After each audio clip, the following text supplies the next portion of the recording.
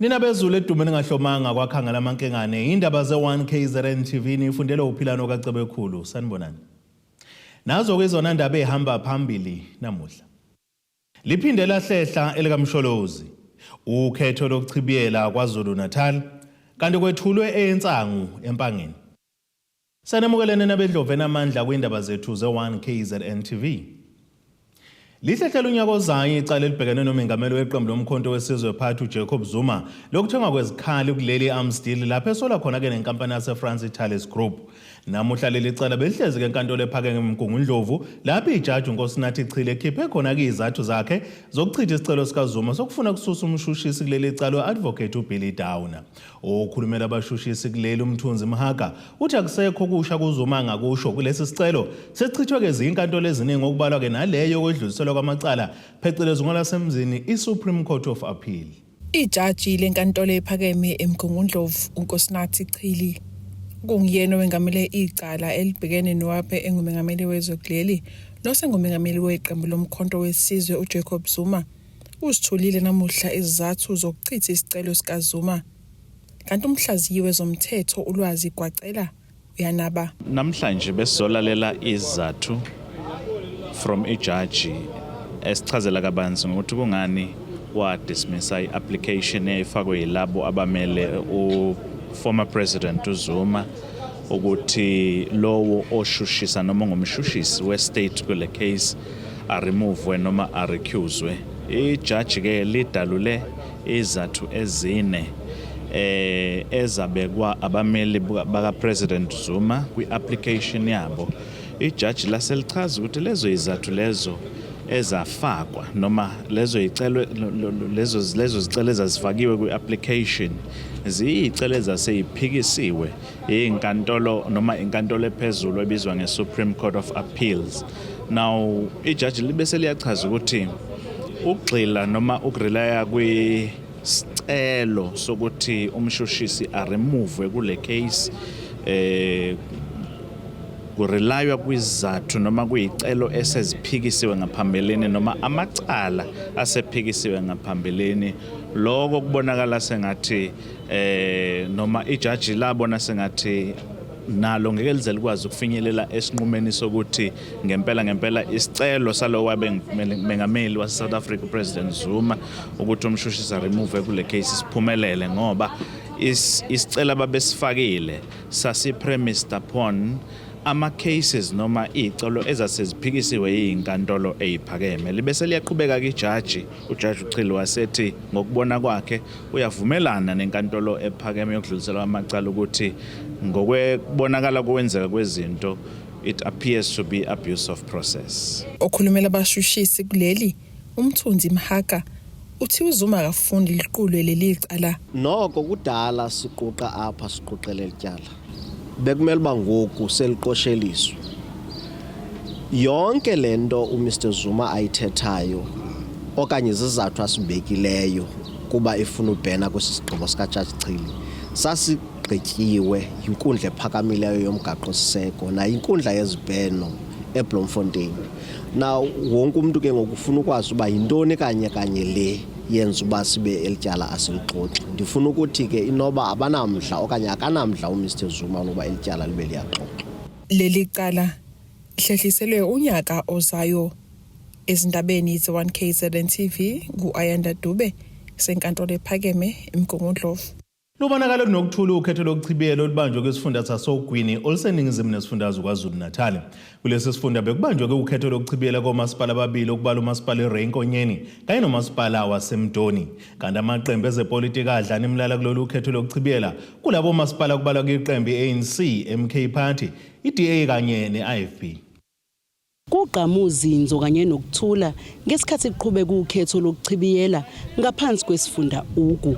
Kulesi sifunda kubanjwe inketho zokuchibiyela kumasipala eRenkonyeni kuward 24 kanye noward 14 kanye nomasipala uMdoni kuward 15. Okhulumela iqembu leANC kwisifunda iTolomani Mnyayiza uthi amalungu omphakathi kukhona satshisiwe kuthena ngaphumi ngobuningi ayovota.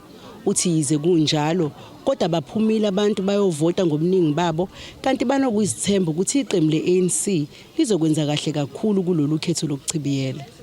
Sinayo i-confidence ukuthi bazophuma abantu bazomvotela ngobuningi babo. Nakuba zikhona izinto zokusabisa abantu ukuthi bangaphumi ukuzovota noma bangawuvoteli u-ANC kodwa bona bayathembisa ukuthi ngenxa yokuthi ukuvota kuyilungelo labo bazophuma.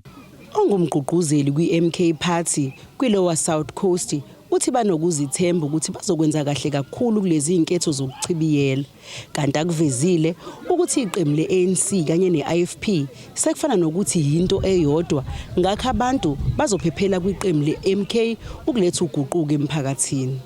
Le ward sizoyithatha sesi.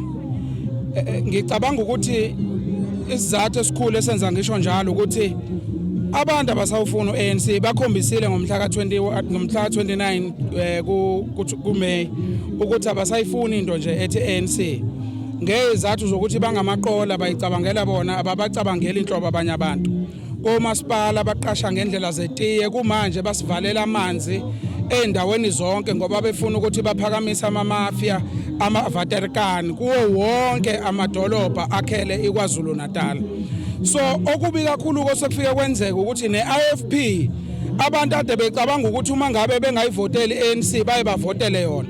Isivele yalala ne-ANC embhedeni owodwa. Abantu balahlekele kakhulu kuyethemba i-IFP ngoba njengamanje i-IFP ne-ANC bayiqembu elilodwa. Ithemba lomuntu omnyama waseNingizimu Afrika linye kuphela njengamanje umkhonto wesizwe oholwa ubaba uNcamalala uPresident uGedleyihlekisa Zuma. Oweqembu le-IFP obengumgqugquzeli walolu khetho lokuchibiyela uthi amampungu ukuthi iqembu le-IFP kanye ne-ANC lifana nokuthi iqembu elilodwa uthi bayazethemba ukuthi beyiqembu le-IFP bazokwenza kahle kakhulu kulezi inketho zokuchibiyela. Umkhonto ne-ANC sekuzelwe ingane entsha ekuthiwa umkhonto sebehlukene phakathi lokho kunikeza thina ithuba lokuthi uma singathola amavoti ethu awu-1100 kube sekusinika ivoti. Ngezwa kabanye bebangomsindo bekhuluma ngokuthi thina njengenkatha sihlangene no-ANC, thina njengenkatha sizimele asiyoni i-ANC, siyinkatha ezimele ukuthi imkhandlu njengamanje akekho umuntu owine ngokulingana ukuthi ongakwazi ukuphatha imkhandlu ngayedwana njengamanje. Akekho ngaphatha iSouth Africa ngayedwana, akekho ngaphatha iProvince yaKwaZulu Natal ngayedwana. Kushaya isikhathi sokuthi siye emoyeni ingakaphumi imiphumela yokhetho. Lo mbiko benuwethulelo uZamando Sicele wezindaba ze1KZN TV ngisenyandezulu ePotchefstroom. Khona manje kuyobanjwa ngeshone nayo kumaqembu ezepolitiki namuhla kwad 4 enkandla enyakatho kwaZulu Natal njengoba nakhona kuqhubeka ukhetho lokuchibiyela. Lolu khetho luza ngemuva kokuthi lo beli ikhansela le-IFP kuyona le ward uThembi Nkosi-Nxumalo wadlula emhlabeni ngemuva kokugula isikhashana. Zilishumi naneke izinketho zokuchibiyela beziqhubeka esifundazweni namuhla okuhlanganisa inkandla, iseThekwini, iKwaDukuza kanye naseReyinkonyeni. Kanti ke enkandla umbango ubukeka ushube kakhulu phakathi kweqembu le-IFP, ele-ANC kanye nele-MK. Lolu khetho oqhubekayo kuward 4 enkandla luze ngemuva kokuthi ke lo belikhansela le-IFP kule wadi udluleke emhlabeni ngemuva kokugula isikhashana. Amaqembu kehlukene ezepolitiki angenele ukhetho athane ethemba lokuthi le wadi azomuka nayo. Ukuthi i-IFP wine ngo-70% le wadi and sizoyiwina. Akukho kunye okungenzeka because nalabo abazamayo obona ukuthi basabuya neagenda vele yabendala yokukhohlisa abantu banikiwe ithuba abasebenzela umphakathi inkandla nendawo lengapha kazi bayenzele lutho.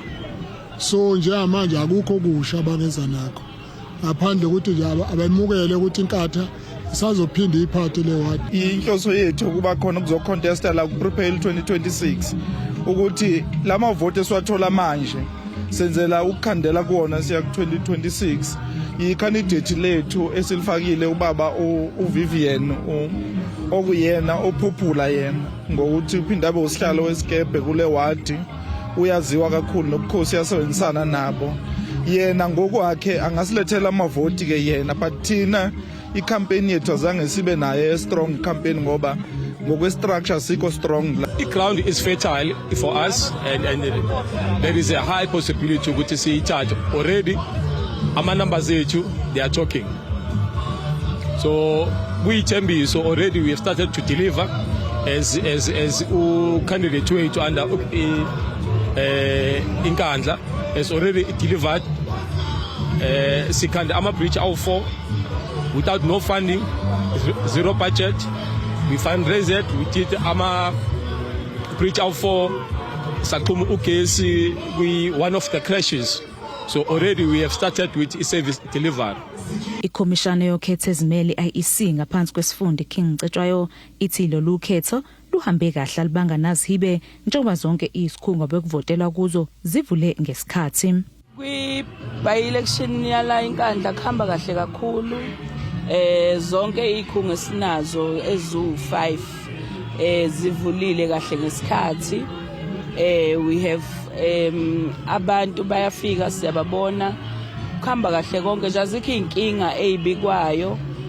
Amaqembu nawo siyabona a very jovial ngala ngaphandle angene lokhetho amathathu okuyi ANC, iIFP neMK. So singasho nje sithi kuhamba kahle kakhulu. Ukusungula kweqembu elisha lomkhonto wesizwe kuphazamiseke kakhulu amaqembu ikakhulukazi iqembu leANC njengoba lilahlekele kakhulu kweseka kwalo, kodwa ke leli qembu ngaphansi kwesifunda saseMusadlala lithi ke lisezihlelweni zokulungisa umonakalo odalekile. iMK iphazamisile kodwa lukhona uhlelo njengoba desibhizinesi nokuassessa amagatsha ka-ANC besine program ekhona kana uDSG umama uNomvula Mankonyane. Saqhubeka sazoba no 2 days la sizodila khona ne-report ye-ward ne-ward ukuthi yini lesiluzisile ngomhla ka-29 May silungisa kanjani bathina abantu nge-ANC ward ne-ward bese sibuya ne-way forward. Ukubalwa kwamavoti kulendeleyo ukuthi kuphothulwe phakathi kwamabili ebusuku. Lezi izindaba z1 KZN TV nginguSamkeliswe Ngqulunga ngibika ngisenkandla. Umthunzi weyinkukhu okanye insangu kwakuona nje ukuthi kuphela abantu bawuhuqa bawubheme baze bawukhiphe ngamakhala bese ziyababambila eqede basaduke kepha uyasiza nakwezinye izinto eziningi. Lokhu kuvele ngenkathi umnyango wezolimo esifundazweni wethula ke macekane empangeni enyakatho KwaZulu-Natal umkamo wamahektha ngama-71 ozotshalwa kona ke insangu ezothengiselwa ke emazweni angaphandle. Ungqongqoshe wezolimo kulesi ifundazwe uThembeni kaMadlobha Mthethwa uthi ukutshalwa kwensangu ebizwa ngehemp kuzodlala indima enkulu ekudaleni amathuba omsebenzi, ekufukuleni umnotho kanye nasekulweni nendlala. Ungqongqoshe ubehambele indawo yasemacekane empangeni. La namhlanje size sicelwa omunye wabalimi abavelele behemp ufike ema-office wasichazela ngendlela asebenza ngayo ukuthi bayayitshala ihemp bayayiprocess ayenzana umsebenzi wayo. Wayesethi balandele i-research ekhomba ukuthi ihemp ingatshaleka kuba kodwa kwande into ye-labor intensive la abantu abaningi abazoqashwa khona. Sase silithanda uhlela khuluma ngalo ngoba thina besisayenza ucwaningo ukuthi yini ezokwenzeka uma ngabe sithi abantu abathola ama-license ehemp. Sase sikhuluma ke njenge-department ukuthi no ake size sizobona la sibone indlela abenza ngayo ukuze sikwazi ukusiza abantu basemakhaya ngoba abantu basemakhaya isikhathi esiningi bashaywa indlala, bashaywa ubupha, bashaywa ukungasebenzi. Kanti ongumsunguli walolu hlelo uMvunge Zulu uthi lokhu bakwenza ngokulandela ikhwelo elahlatshwa umnyango wezolimo eminyakeni emibili eyedlule. Uthi ngenxa yenani elincane labantu abampisholo abatshala ihemp ikhona okumenze walibamba ngesandla zombili leli thuba. 2 years back bengaphosisi uhulumeni wase South Africa wafike wakhipha isimemezelo sokuthi uAgriculture Department of Agriculture ukhipha ama-hemp permits. Hemp industry ekhona umhlaba wonke kodwa la eAfrica akuyona into esike yasungulwa. Yona le permit lama permit lawo ngabona ukuthi nali thuba licishe lingivelele and ngingafisa ukuthi abantu bakithi abamnyama bethole ithuba lokuyingena le industry nabo. Uthi ngokohlelo lwemakethe usekhande ubudlelwane namazwe aphesheya okuyiwona azothenga umkhiqizo. Okwamanje nginama offtake agreement nama sale angithi ama back orders ngoba sengike ngayiproducer lento lena ngayisa phesheya ePortugal bayayifuna le lento engiyiprocessayo. North America bayayifisa, South America, iBrazil nje, iBRICS nation nakhona khona ama contracts esiwasayina finalize nabo. So ama market sengiyitholile imarket ngina access emarket into engiyidingayo ngidinga abalimi abakhuthele abazoyimisela ukuthi betshale into edlula umoba nento ezoba kwi-standard nakwi-caliber edlula umoba lona khona ngoba bengifisa ngempela ukuthi kwaZulu Natal kube isona sifundazwe umhlaba wonke jikelele ohamba phambili ngokukhiqiza yona lolu hlobo lwensango ekuthiwa hemp. Isameze 1K ZNTV nginguphiwe Mthembu empangeni. Ake sithi ishelele itolo nenebeselo sobuye sibuye nezinye zindaba.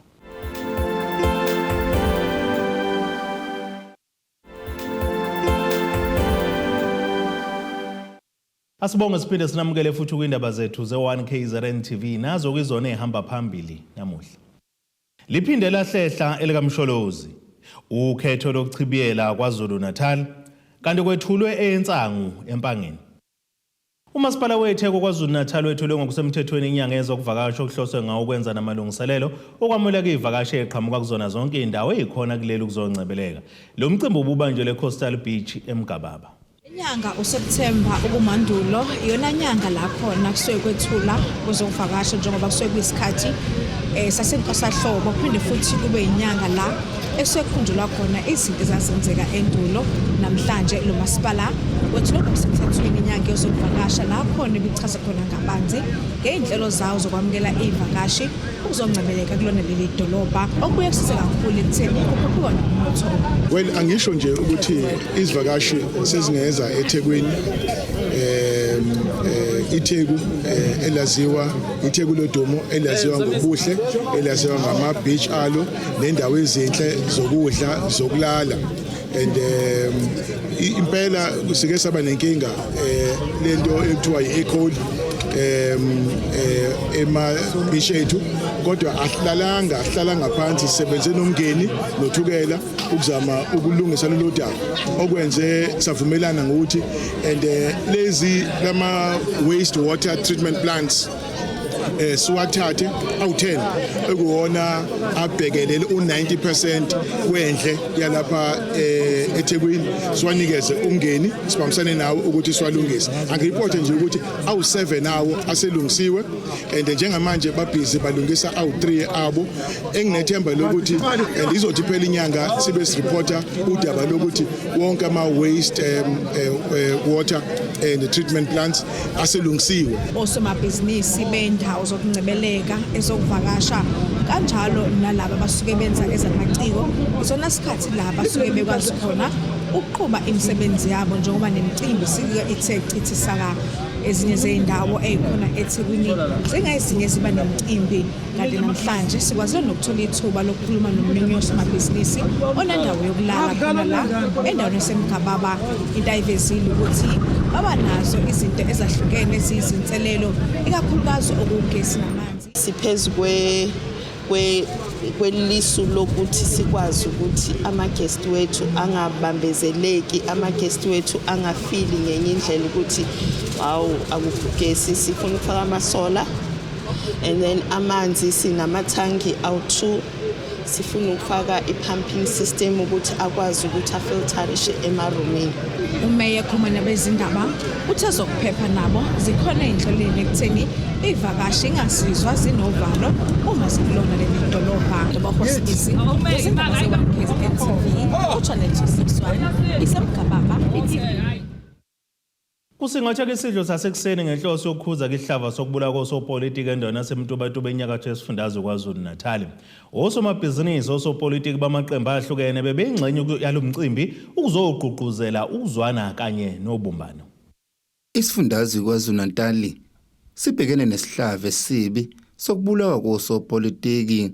Isiteshi somsakazo somphakathi saseMtubatuba sihlele isidlo sasekuseni ukuhlanganyela nosopolitiki ugqugquzela ubumbano. Ngaphansi kophahla olulodwa bekunamaqembu ngibale aze abamane amaqembu ahlukahlukene kodwa mawuthi uyabuka indle emnyama yonke manje lokho kuyajabulisa ukwazi ukuthi bayakwazi ukuhlala ngaphansi kwe-roof eyodwa uphahla olulodwa baxoxe abantu bakithi ngoba nalento othola ukuthi iyabangwa awuyiboni ukuthi yini njoba ngangisho nje sisalwelizwe uthola ukuthi abantu abamnyama bayabulalana bodwa ngibuza ukuthi nxa sebefile ke laba abanye nabanqoba nizosithola inisicoco.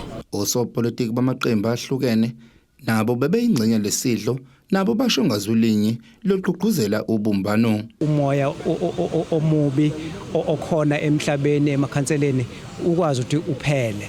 Lapha njengoba silapha nje sizuze into enhle kakhulu la ngokuthi uNgcolosi asibize ikakhulukazi besine ingqalabutho efana nobaba lokuzana uMthombeni sinobaba uMyeni esikubona kuyinto engandile kwezinye indawo kodwa eqhuqhumezela ukubumbano nokwakhana nokufundiswa ngokwepolitiki ukuthi ipolitiki yini. Lokhu sizizwa sithobekile kakhulu nathi ke njengosopolitiki abakwilevel yama region namawadi namakhansela besinawo ngokuhlukana kwamaqembu ngeke ngilikhuluma iphutha sifunde okuningi esinethemba lokuthi siyokwazi ukuthi sikhulume futhi nanomphakathi uma sinawo endaweni. At the end of the day mangabe uhola abantu awuzange ukuthi ubasize phela kungasizakali wena kuphela awuzange ukuthi ubasize to eradicate i-poverty ngoba abantu abaningi abasemphakathini kuningi ukuxakeka nokuhlupheka khona. Osopolitiki ababhilonga enhlanganweni ezihlukahlukene zepolitiki ukuze kwakhiwe ubunye kakhulukazi zoba sila eMtoba nje.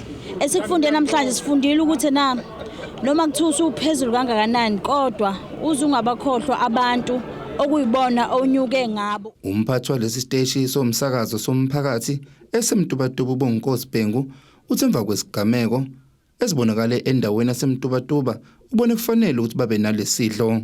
Sesibokile ukuthi kaningi la eMtoba kuba khona ukubulawa ukubulalana kwamakhansela kancane isibhamu siyaqhuma. Sesithi ake sihlale nosopolitiki asisho ukuthi bayimbangela kodwa ngoba babaholi emphakathini sathi ake sihlale phansi nabo ke sidle breakfast. Then kwi-breakfast ziningi inkulumo ezixoxwayo nezivelayo noku-understandana kangcono sixoxa nje singekho politically sesihlezi kanje. Lapha behlangene osomabhizinisi nosopolitiki abasuka kwizindawo ezahlukene nasemaqenjini ahlukene ukuzogqugquzela ubumbano nokuthula ezindabeni ze-1KZN TV kubikuthi abantu maphumulo eMtubatuba. Umnyalelo kaNdunankulu wesifundazwe KwaZulu-Natal uThami Ntuli ukuthi abantu abangaphandle bakulesi sifundazwe ngokungekho emthethweni kumele ukuthi babuyele emazweni abo beyolanda imvume ezibagunyaza ukuthi bangene bahlale lesi sifundazwe soholele ekutheni kumphakathi kulesi sifundazwe na uphawule ubekeke yawo kwimbono malungana ke nalolu daba. Ngiyavuma uright ubaba Ndunankulu. Yebo akuhambe yebo laba bangenazi imvume ngicela bahambe thina abendawo siyampintsheka amathuba omsebenzi ngiyifundele kune carpentry nani angikwazi ukusebenza bona bafike bachaje imali encane manje thina siyalimala bendawo ugcina ungasakwazi ukwenza idingo zakho zasekhaya laba abanama license okuvumela ukuthi babe selokhunjeni cha bengahlala then laba banganayo bengahamba mase bephinde bayabuya ke mase be right ngoba vele bachaje imali encane thina sibe nenkingi yokuthi asisakwazi ukufika kule mali yabo asisakwazi ukondla imindeni yethu sihlala la.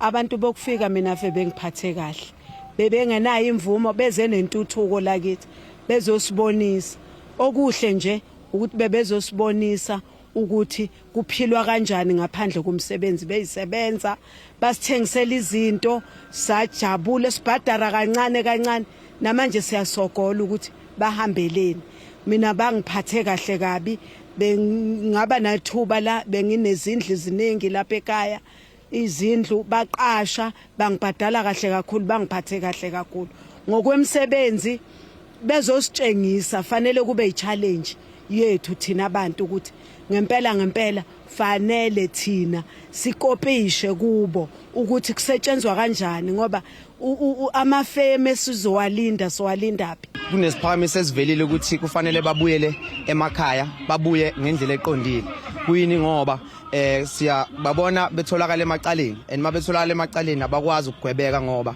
abafikanga ngendlela eqondile futhi uzokhumbula ukuthi kwentuleka amathuba emisebenzi la. So uma ngabe sikwazi ukubamba imisebenzi ekhona thina sikwazi ukuhlephulelana leso sinkwa leso kuyasilekelela kakhulu lokho ngoba njengoba kushoda amathuba emisebenzi nje intsha ihlele emakhaya abanye bafundile bahlele emakhaya kodwa abakwazi ukuqasheka ngoba kuneyinkampani ezisebenzisa abantu abasuka ngaphandle ngendlela yokuthi bazobakhokhela kancane ngoba vele abanayo imvume yabo. So isiphakamiso sokuthi laba basuka ngaphandle ababuyele laba vela khona babuye ngendlela eqondile ngiyaseseka kakhulu. Nami ngumuntu oyisebenzayo ngiqinisekisa ukuthi enkampanini yami ngisebenzisa abantu bendawo emsebenzini engiwenzayo sihlephulelana isinkwa nabantu bendawo. Angeke nami angugqugqumezeli nakwabanye abayisebenzayo ukuthi baqashe abantu bokufika abasuka ngaphandle. Ake siphinde futhi seyitolweni nebeselo sobuye sibuye nezinye izindaba.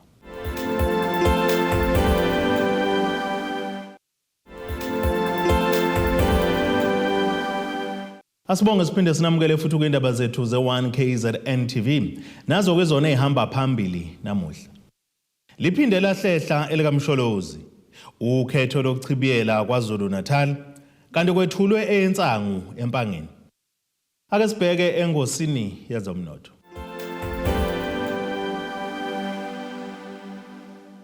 Iranda kuleli ngu-17.85 kwidola laseMela libe ngu-19.72 kwi-euro yase-Europe libe ngu-23.37 kupondo yaseBrithani. Intengo yegolide yona ngu-$2,525.59 i-ounce kuthi intengo ngoyilo ongahluziwe yona ibe ngu-$69.19 umphongolo. Ake sibheke engosini yezemidlalo. Kuvela indaba ezingemnandi ngokuphuka fahla kwenjini yeBafana uSiphephelo yaSithole emidlalweni naleli qembu neSouth Sudan kuGroup K ukuhlungela ke-Africa Cup of Nations eAFCON obudlala izolo. Nakuba ke ithimba labezindaba leSAFA ngesikhathi sokubika lolu daba emoyeni belingakayiphenduli kwimibuzo yabezindaba ngokulimala kaSithole, kodwa amanye amakhasi ezinkundla zokuxhumana zamawebsite ebhola abesevele keqalile ukubika ngakho lokhu namuhla ekuseni. uSithole neminyaka engama-25 ukhishwe ngohlaka umdlalo usuyela ngasemaphethelweni kulandela ukudlaliswa kabe ngumdlalo weSouth Sudan, kodwa unondweba waseNigeria obephethe lo mdlalo wanikeza uSithole ikhadi eliphuzi. Ukulimala kaSithole ikhona kokuvulela ithuba uTalente Mbatha ogcine iqhawe leBafana inqoba kweSouth Sudan ngamagoli 3-2 eJuba International Stadium. uSithole ulimala nje usanda ke kujoyina iGil Vicente edlala esigabeni kesikhulu sasezweni lasePortugal. Ake sibheke naso isimo sezulu esingalendeleka.